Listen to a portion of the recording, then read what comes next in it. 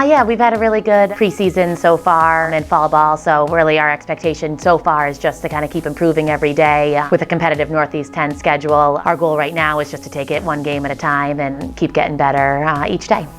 Only graduated 3 players from last year's roster, so we have a really great returning group, especially we were very young last year, but we had a lot of players who got a lot of game experience and are coming back. We return, I think, 4 of our 5 top scorers from last year, which is awesome to be able to then add more players into that mix, but we have a good foundation to start with. Defensively, we return a good amount of players. So right now what we're looking to do is really just add more depth to our offense, add more threats to make us harder to play against. So more of a balanced scoring attack that we're able to have multiple people with multiple points a game, which we've had a good fall in our scrimmages so far. We've been able to share the ball a lot and set each other up for success, and that's what we're going to keep working on going into these upcoming games. So we have welcomed 6 first-year students to our lineup this year who've had a really great fall and really great preseason so far and implemented well into our lineup on both the offensive and defensive side of the ball. We're looking forward to see what they can do with the players that we're returning as well.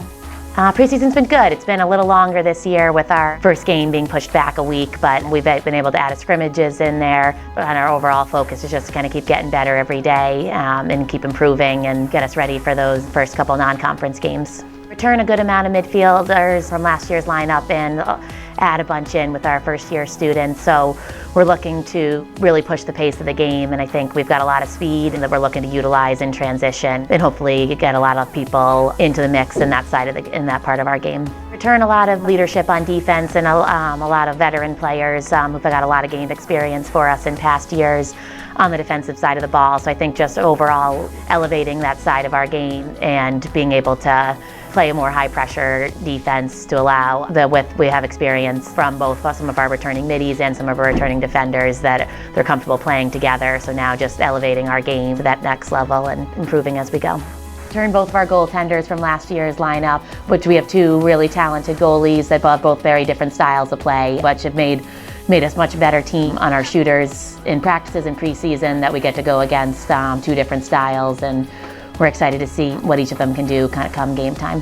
We play 4 games down in Florida. We open against St. Leo, who's a ranked team, so I think we're all just really excited to play, and we're looking forward to seeing a feel for the pace of the game and getting ready for any 10 play when we come back.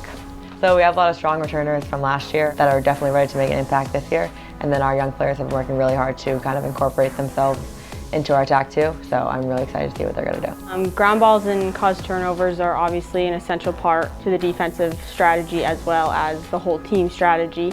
If we can win the ground balls and the caused turnovers not only on our defensive end but also in the attacking end as well as in transition, we gain more possessions, and with more possessions we greaten our attack and we greaten our chances at scoring the essential goals in the game.